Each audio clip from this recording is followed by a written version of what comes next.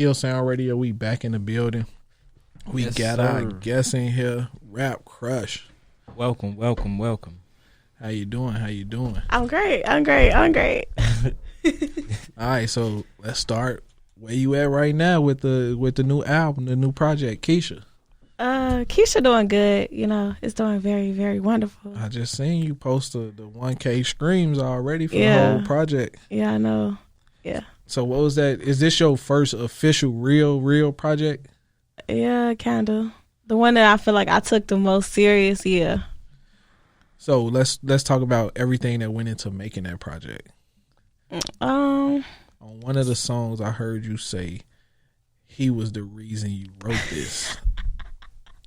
Was he the reason you wrote this? Yeah. See, I was already working on a project, but I ain't had no inspiration. So then, you know, it was kind of like this person, and then it kind of helped me like finish a couple songs, and then I was like happy. I was like, oh, sure, like you done helped me. Like I told him though, I was like, you finna make me a whole lot of money, like. So I'm assuming that was great positive motivation, not the toxic energy. I feel like, yeah, kind of to a certain extent. Now, why name it Keisha? Okay, so I named my album Kiesha because everybody be like, you look like Kiesha off of Bell. I heard that so many times. Like a lot of times. Like it's crazy. I be looking at them like, what, huh? So then I'm like, okay. So then I watched the movie and I was like, dude, Kiesha was it. Like she was a down, you know what I'm saying? So I took it like, okay. So then I'm like, okay, I'm gonna make a song. I'm gonna make my whole project called Kiesha.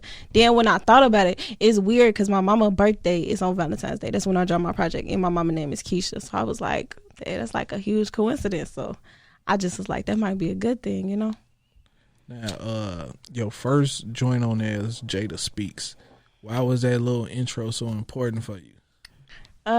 Because I was like, I challenged myself when I wrote that intro. Like, it was like on some real rapping stuff. It was real lyrical, and I went in, and I felt like a lot of people, like, they don't be knowing that I could rap like that. Like, so I was like, let me just show them. And then it's like the introduction. A lot of people don't know the introduction. They be thinking it's me, and I'm like, it's not. It's Jada. You know, it's the baby or whatever, baby mama.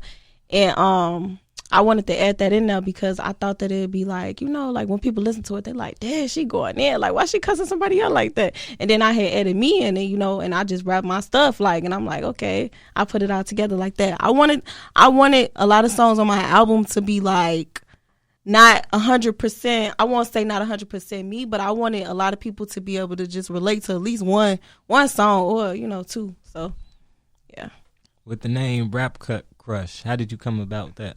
RapCrush, it's weird because first my name was Bradney, and then that's why I like. You said it was who? It was Bradney. Okay. So everybody still call me Brad though, but RapCrush was more like I feel like, and I swear to God, I'm just being very confident. I'm not even being cocky right now, but I feel like if you got a crush on anybody that make music, it should be me. Like, I swear to God, and I'm not being cocky. Nah, what make you say that though? Because I'm cool. I got good energy. I'm fun. I know how to really, really rap. I don't show too much. You know, it's just like I'm just perfection. I'm smart. You know, like I heard that. I like the you confidence. know what I'm saying? Your name sound like somebody you should know though. Like, you know, RapCrush. Like, Yeah. damn, you know RapCrush. You know, RapCrush. Yeah, RapCrush cool. Like, you know. Exactly. So that's how I got that. Now, I don't know if you remember this. I dropped a project. It was called Views from the Go. I had a song from you and Beast of the Man, and it was called How You Do It. Yes, and Vista died. Yeah. R.I.P. bro. Sorry to hear Yeah. Now, that at that point, it was like I knew you could rap because you went crazy on that record. Yeah. Like, that was a dope record. And I was putting Jimmy on my project last week because it just came up in my memories. I'm like, bro, I forgot I did this. You feel me? Yeah. And now to see you growing and still out here as an artist, like, that's amazing.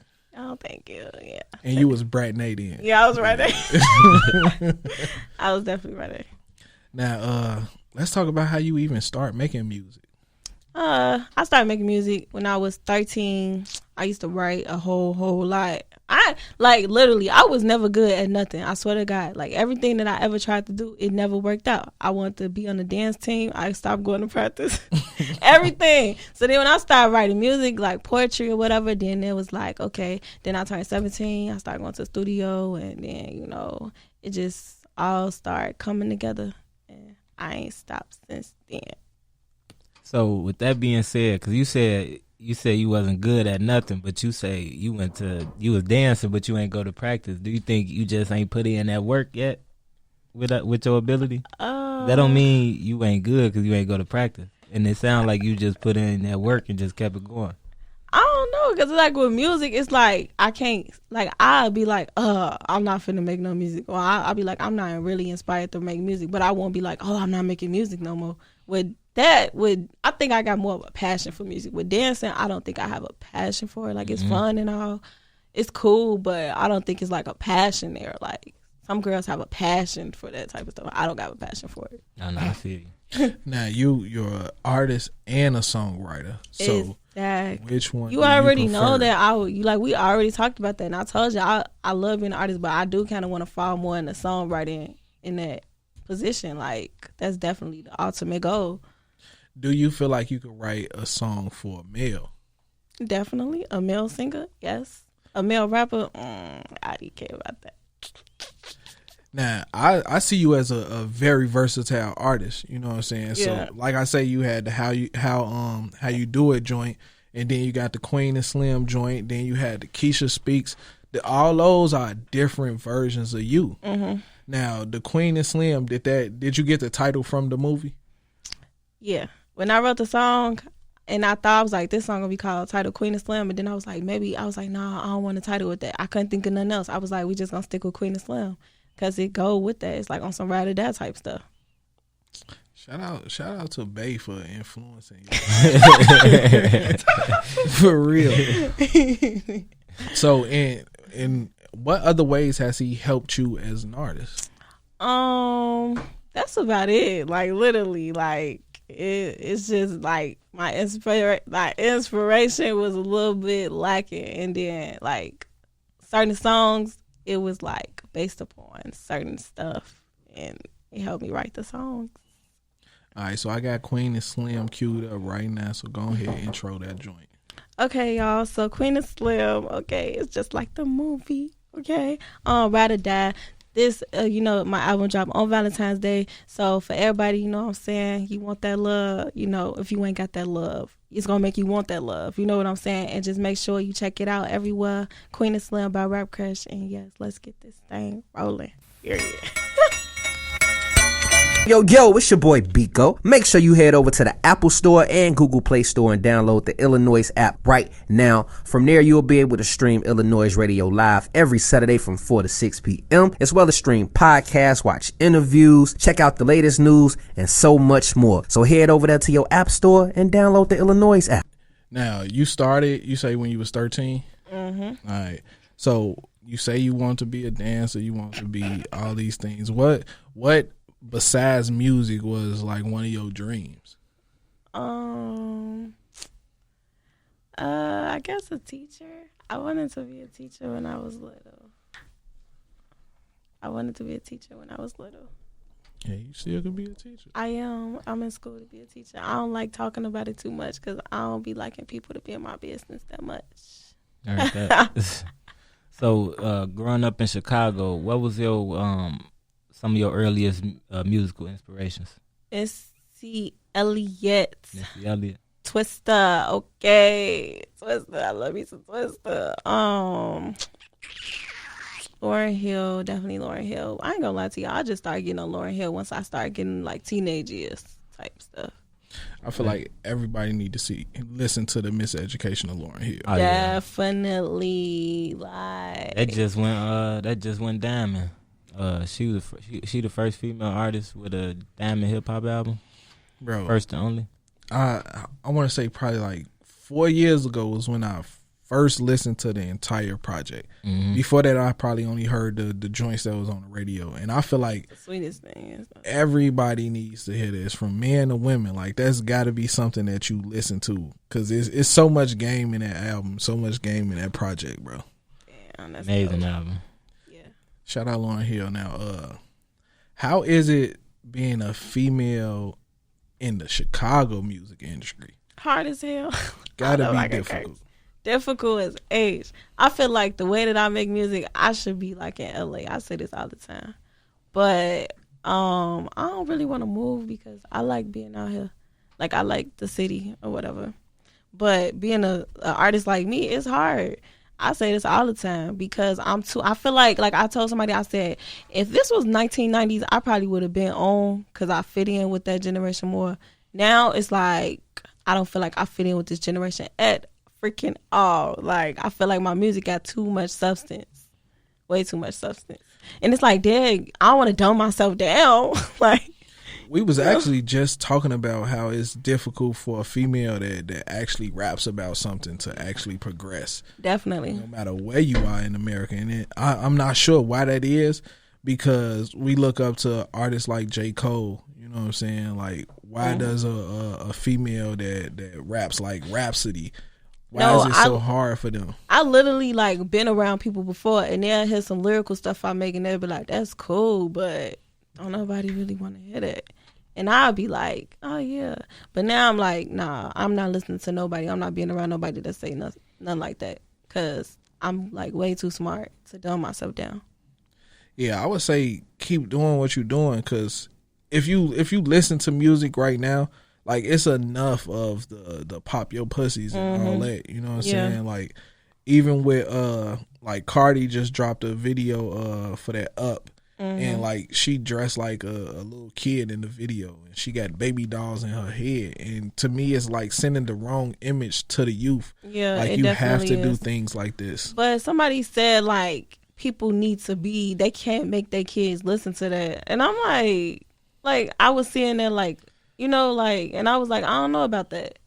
If a kid is on YouTube, it's almost impossible to gauge what they listening to, especially if they got on headphones and the parents are busy doing something else. Yeah. And then the music gonna just go on shuffle. They gonna see all type of stuff, bro. Then they throw stuff up in the algorithm so you can see things. Yeah, they do. So ain't no telling what they on there watching. Yeah, most of them are using a parents' account, so it's based off what the parents listening to. So you feel me? I feel like if you're gonna do that, then create your kids their own account. You feel me? Put the age limitations on there. I feel like to a certain extent that that's stupid to me, because it's just the radio plays that, they get paid to play that. Facts. The kids get in the car, they listen to that. Even if their parent got Spotify or something, they probably gonna listen to that too. So it's how could you stop them from not hearing that? You can't be around them 24/7.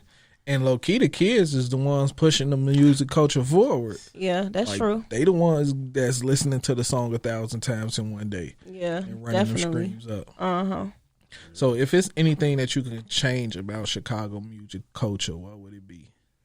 Definitely the versatility. I was just I did an interview with the Juice last week, and I was just talking about that. I'm like, it don't make no sense. I feel like it's a lot of dope artists out here in Chicago, and why don't people know them? I don't get it. Even with the world being closed, it's still showcases and stuff. But I'm like, why is not no showcases where, with a band and these artists that really be out here making good music? Why is it's not no platform for them to be able to go do shows and people go support? Why is it always the same old yanking the dreads around, jumping around type energy? I'm just over it at this point. Now, I'm glad you said that, because I seen you either put it on your stories or you put it on Facebook or something, and you said you not gonna bring your fan base to a showcase where they got 20 artists playing and it's not structured correctly. No. So expand on that. Cause I done did stuff like that in the past. It's very unprofessional. It's not cool. I don't like it at all. I feel like I literally go to a showcase now I won't even perform because it's unprofessional. I feel like I know my fan base and I know what type of music and what type of show I could put on. I could put on a good show. Why should I go put on a good show in front of it's unprofessional bull crap. Like, y'all charging people $20 and $30 to get in, and y'all got like 30 people performing. Like, y'all ain't got no food. Y'all people still got to buy drinks. Like, it ain't nowhere to sit. Then sometimes they be having people that performing on the list or whatever, and they don't even perform. And then y'all got people that are performing that is just their first time performing, and I'm putting on a real good show. Like, no, I wouldn't even put myself on that level. People can take it how they want to. So with that being said, you look for more so like a close, like something close, so everybody can feel your vibe or something. Yes, from this point forward, going on, like literally the only type of shows I'm doing, if it is private, or if it's private or it's more classy, you know, a little bougie, or I'm putting my own stuff together. Like, I ain't got time for that. Now, how has COVID affected this? Because I know you can't do nothing in Chicago unless it's basically illegal, you know, so everybody going to Indiana. So how has COVID either slowed you down or helped you? COVID has helped me, and that's crazy. I ain't realized, like, how much stuff I could do on my own until this stuff happened. I'm like, I'm happy it happened to a certain extent, because I'm like, it done bossed me up independently. Like, literally, like, if the world was open, I probably would still, like, just be, like, trying to do stuff, like, you know, and, like, now I'm like, I could put my own show together and make some my own money, take all the money. Like, I could do everything myself, and it's just a go to RapCrush. I ain't gotta all that extra stuff. I don't gotta do that. So what would you say would be a couple things that it taught you? It taught me to focus. Literally, it taught me to really sit down and really focus on my music. Literally, like my lyrics, focus on my lyrics way more. It really taught me to have more substance. It taught me to sit my little butt down and really, like, you know, work on my music more. And it definitely taught me that my music, you know, I do got a gift and a voice, and to, like, you know, really focus mainly on that as opposed to, like, just trying to get, you know, fans and strictly, like, all that bull crap. If you had one song off of Kiesha to introduce to a new fan, what would you play? Oh, that's a hard choice. I definitely would. I would play Problem. I'm sorry. I don't even got to say sorry for that, but Problem. Yep. Why you choose though? I choose Problem because Problem is a song that I feel like everybody would like Problem. Like, there's nobody out there wouldn't like Problem. Like, Problem is a song that I could push, and I ain't got to be like, dang, I can't perform that there. I could perform Problem there. I could perform Problem in front of some old people, and they going to like it. I could perform Problem in front of some young people, they'll like it. I could perform Problem in front of a different whole nationality, and they going to like it. It's just that type of song.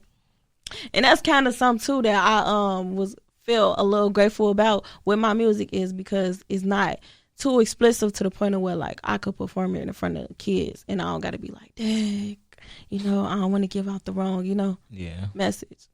So, what would you say is the vibe you receive from listening to your own project? I definitely received it's so smooth, and it's like, it's just different. Every song is like totally different, and it opened your mind up just a little bit from what you hearing now. If I wasn't me, that's kind of the, you know, that's probably what I get off of it. All right, now you briefly explained what Problem meant to you, so go ahead and intro us to that joint. Okay, so Problem definitely is exactly what it is.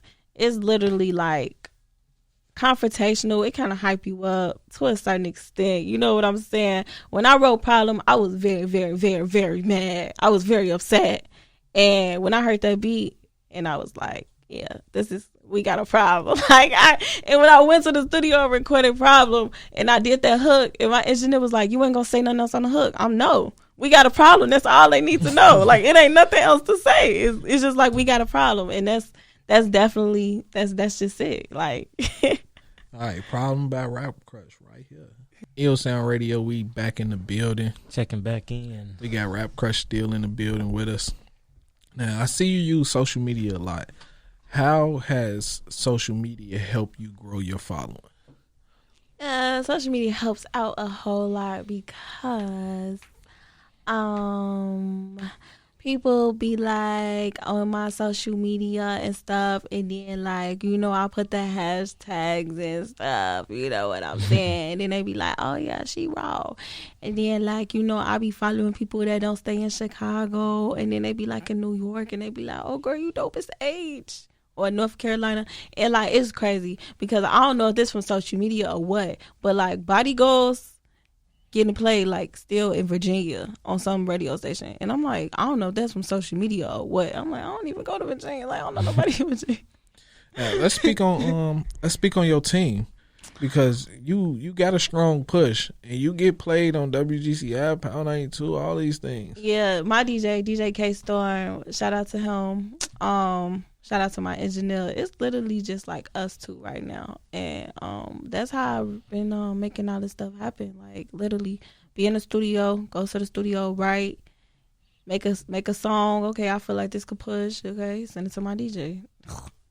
With Kiesha though, I wasn't looking at radio and none of them songs. It's just so happened Problem was like, I guess, a radio sound song. So, you know, that's how they got on the radio.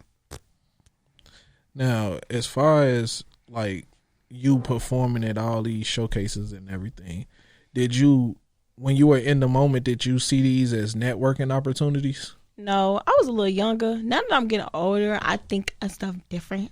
But no, I did not see it as networking opportunities. My mindset was totally different from now. Like back then, I used to get mad, throw attitudes, throw fits. I used to be like, Now I think I'll be a little bit more open. Like, I talk to people and stuff, and I like doing that a whole lot, like networking and like meeting all kind of people. Because one thing I learned is like social media is cool and all, but you still got to go outside. You still got to talk to people. Because people will like, they'll think some of you, and then when they see you in real life and then you be around them, they be like, oh, you cool as ever, or it'd be the other way around. So I think that people should still go out, you know. For real, social media don't give you the full gist of who you really are. You know what I'm saying? It really don't. You might like somebody more in person, might like them less in person. Exactly. As long as you in person, that's how you get the, you know what I'm saying? That's how you get the real feel out. Yeah. But talk about 2 artists who you would like to collab with in the future, if anybody. Definitely Tink. Definitely Tink. I seen Tink in the store the other day. I was so mad because she had on her mask and I didn't know if it was really her. And I was like, oh, no. But I'm like, it's cool though. It's cool. Definitely Tink. I'm sorry. And this is going to happen. I swear to God, I say this real stuff. Sight Irie the Kid. It's going to happen really soon. I can't lie to y'all. I got to. That'll be dope. I got to. I got to. Like, really, I got to. Like, I could just hear a good song coming out of that. Did you hear his latest project? Latest album? Yeah, I liked it because I liked the titles. It's like, I liked those titles. I'm like, okay, this is dope. I feel like he's very creative. Remind me on the name again, because I covered it. I just forgot the name. I don't remember. I just know it was on my Spotify. Yeah, it was but dope, all the titles was just like, oh, she'll kill me or stuff like that. Yeah. I was like, yeah, I like this. It was dope. Yeah. Now, you were saying how you had a learning curve as far as when you was younger, it was certain things that you didn't appreciate, you didn't want to do. Mm-hmm. What would be some advice you would give to your younger self? My younger self, the only advice I would give to my younger self is to be more, what's that word called? It's a word. Okay, well, I can't explain it. But like, just, I can't think about it when this happened to me. I can't Writer's Block.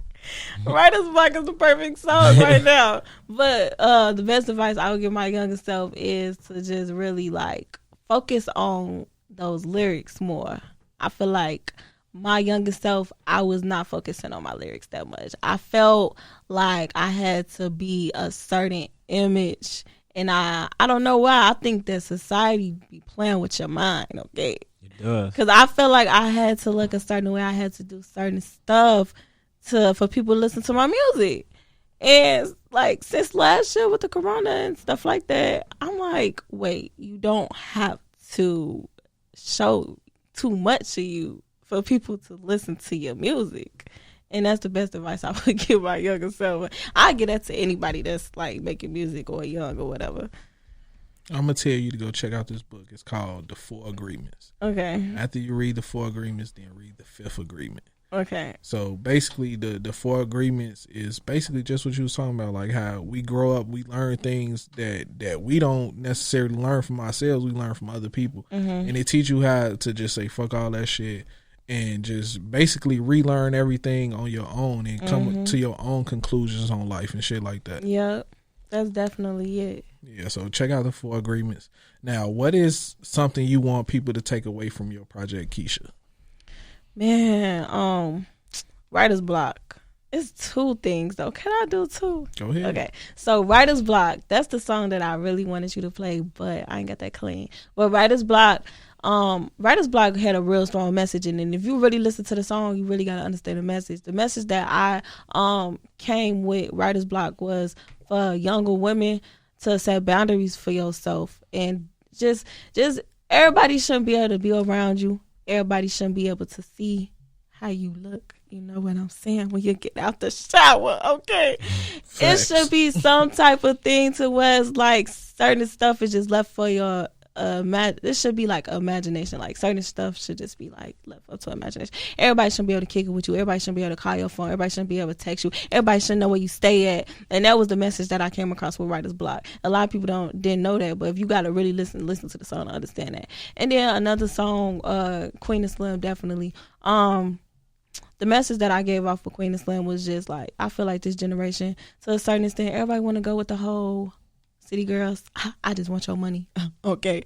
You got to be careful with having that type of mentality, because I do feel like the world goes around. The world does rely on love a lot, and I feel like it's okay to fall in love with a dude if he ain't got paying your bills, or you know what I'm saying, making stuff happen for you. It's certain men out here that will really do something to your soul and mental, and you got to respect that everything ain't all about the pockets, the money, you know. Yeah. True. Hey, you just killed that. Nah, for real. I really feel like that message needs to be passed along, because nowadays, like you say, it's all about the money. What can this person do for me, instead of how can this person help me grow? You know what I'm saying? Spiritually, emotionally. The way you said that, I'm gonna play that all the way home. You know, I ain't gonna lie, you just split my head in half with that one. Now, before we get out of here, tell the people how they can get in tune with you. Tell them go stream that album. Tell them all that. Okay, so follow me everywhere at RapCrush. You can stream my album everywhere. It's on every music site: Spotify, Apple, YouTube. Yeah, it's on YouTube. Follow me on Facebook. I got 2 pages. I got RapCrush, and like my fan page, which is RapCrush. Follow me on Twitter at Real RapCrush, and you can add me on Snapchat too. But my Snapchat ain't RapCrush. It's Brat Nay. Okay. Now, before we get out of here, you got any visuals coming soon? Definitely. We working on Problem right now. Like, literally. I don't want to talk too much about it because I want people to be like, damn, that's wrong. But it's definitely going to be very interesting. Very interesting. All right, Jimmy, talk to the people real quick. Yes, sir. Y'all can go ahead, follow me at Groove Nuke, GROOVNUKE. And like I said earlier, man, this is my 3rd year running with the team Illinois, so I'm just happy to be here, man. Shout out the team, top to bottom, man. It's been a pleasure so far, man. Shout out Jay, sitting to the right of me, man. He been a help so far, man. And it's been great so far with Ill Sound Radio, man. So I just want to keep this thing going. Make sure y'all go ahead, download our app, and continue to support. And I appreciate every artist, every creative, every entrepreneur, whatever you may be, that I got to connect with through iLLANOiZE, man. It's really been one for sure. Yeah, man. Shout out my boy Jimmy, man. 3 years in this game. You feel me? Yes, sir, bro. With the gang. Shout out RapCrush, Kiesha screaming everywhere. Y'all go listen to it. It's actually a great project. You feel me? A lot of people put things into the universe and it be trash. Like, I ain't even gonna lie, it be trash. But she put together something that you can listen to from start to finish, no skips. And that is hard to do. You feel me? Yeah. So shout out to her. Y'all, like Jimmy said, download the iLLANOiZE app. Follow me, J Think Ill, Everyday J, whichever one y'all want to search, it should pop up. And until next week.